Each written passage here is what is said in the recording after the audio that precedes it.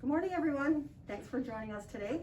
We've been having a series of surprise storytellers at the library here, and we're very lucky today to have a local author, Jazdyne Armstrong, who lives in Selma, who wrote her very own book, and she's going to be reading from that today. It's called Jimothy Goes to Sleep.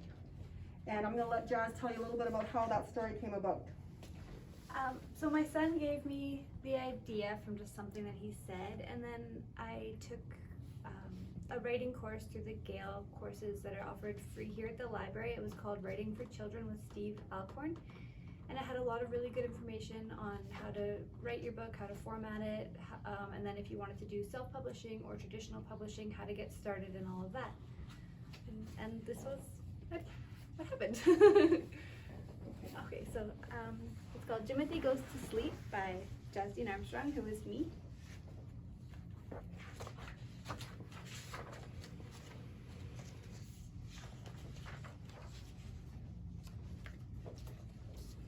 Jimothy's mother tucks the covers all around him. "Good night, Jimothy. I love you." She kisses his forehead. "It's time to go to sleep."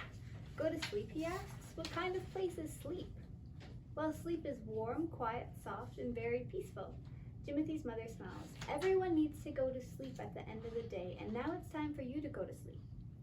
"Will you come too, Mom?" "Oh no, Jimothy. You can go to sleep on your own tonight. Good night. I love you very much." Jimothy blows his mother a kiss as she leaves the room. He lay his head on his pillow, wondering where sleep was and how she expects him to get there. He is in bed. He can't go anywhere. What kind of place was sleep again? Sleep, she had said, would be a warm place. Jimothy imagines it is somewhere tropical. Maybe he can sail there on a ship that floats through calm seas. He'll have his very own telescope and use the stars to guide him. He'll stop to explore islands, searching for the one called sleep. While exploring an island, Jimothy would find a treasure chest and have to sword fight a pirate to get it. Blades clashing, he shows no mercy. Jimothy will win the battle, so the pirate must join him on his ship and call him Captain Jimothy.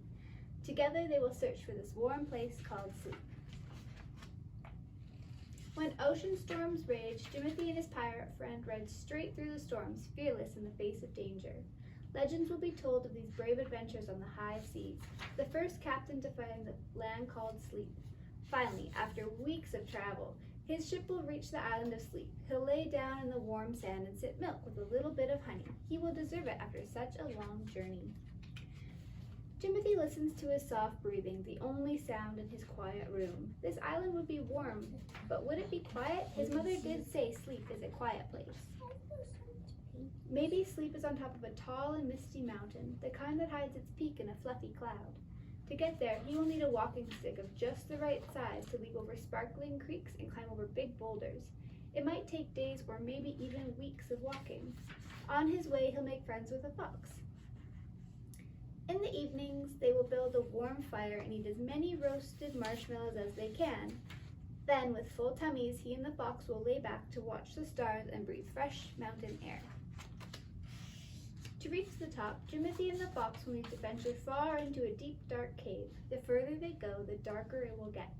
Just as he and the fox are about to lose their way, glowbugs. The cave would light up with thousands of little glowbugs. Jimothy will scoop them up in a jar and use the light to find their way out. Beyond the cave, the top of the tall and misty mountain will be in sight. When they reach the top, he and the fox will pick a fluffy cloud and curl up for a cuddle. There will be no noise on top of a tall and misty mountain. So far from everything, they will hear only the chirping crickets and wind in the trees.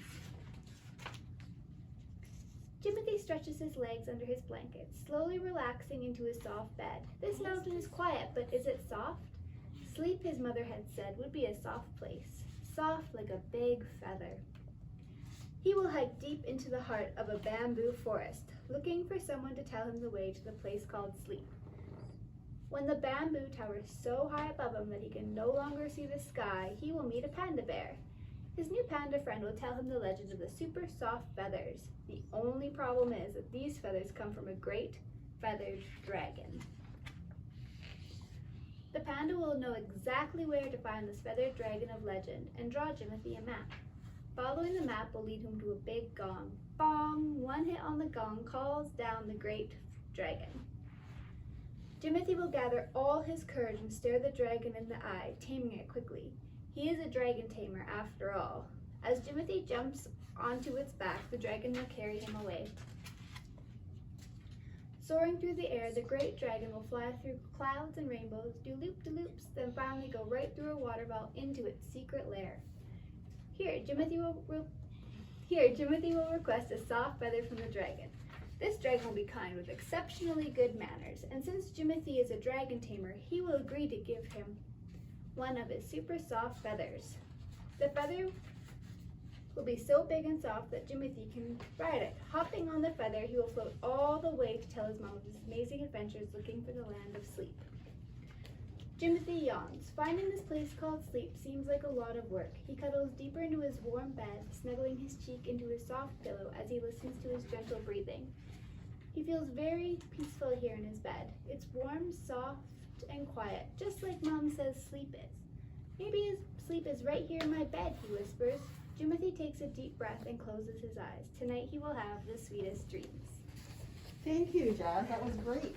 You know, we didn't say who the author or the illustrator of this book was. She was a really nice lady named Anu.